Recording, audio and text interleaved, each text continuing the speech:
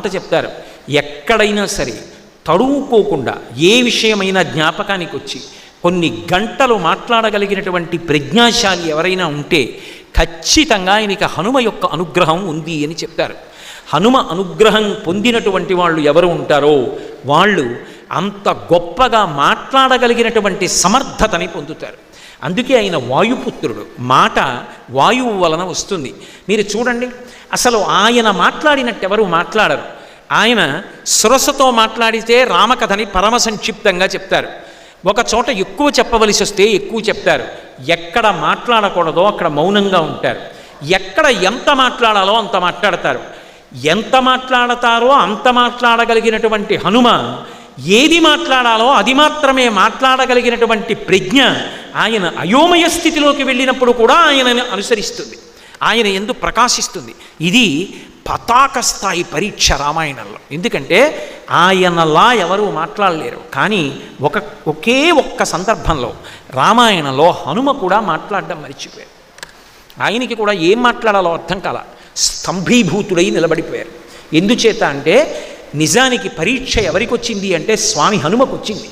సుందరకాండలో సీతమ్మ తల్లి దర్శనం చేశారు. అమ్మయ్యా తల్లి దర్శనమైంది, రామచంద్రమూర్తికి చెప్పచ్చు అనుకున్నారు. అకస్మాత్తుగా ఆయన ఊహించలేదు.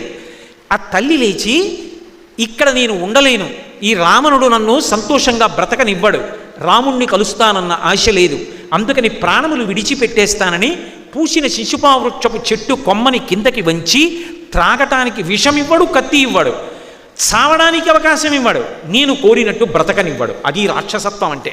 కాబట్టి చచ్చిపోతానని దీర్ఘమైనటువంటి తన జటని తీసి కంఠానికి ఉరిపోసుకొని కొమ్మకి ముడివేసి కొమ్మని వంచి పట్టుకుంది. ఇలా వదిలేసింది అనుకోండి, కొమ్మ పైకి తేలిపోయిందా?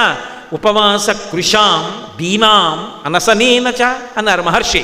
ఉపవాసముల చేత కృషించిపోయింది ఆవిడ. కొమ్మతో పాటు శరీరం పైకి లేచిపోయిందా? తేలిపోతుంది. పైన కూర్చుని చూస్తున్నారు. సూర్యే చాస్తంగతే రాత్రో దేహం సంక్షిప్యమారుతి వృషదం చకమాత్ర సంభభూవా అద్భుత దర్శన. పిల్లి పిల్లంత రూపంతో ఉన్నారు. కాబట్టి ఎలా నేను అనుకోలేదే, ఇప్పుడు ఈ సీతమ్మ శరీరాన్ని విడిచిపెట్టేస్తే నేను తిరిగి వెళ్ళిన తర్వాత ఎలా ఉంది సీతమ్మ అని అడిగితే చూశాను, కానీ ప్రాణం వదిలేసిందని చెప్పనా?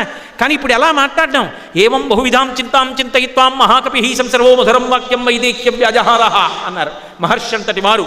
ఇంత గొప్పవారైన హనుమ ఏం చెయ్యాలో అర్థం కాల.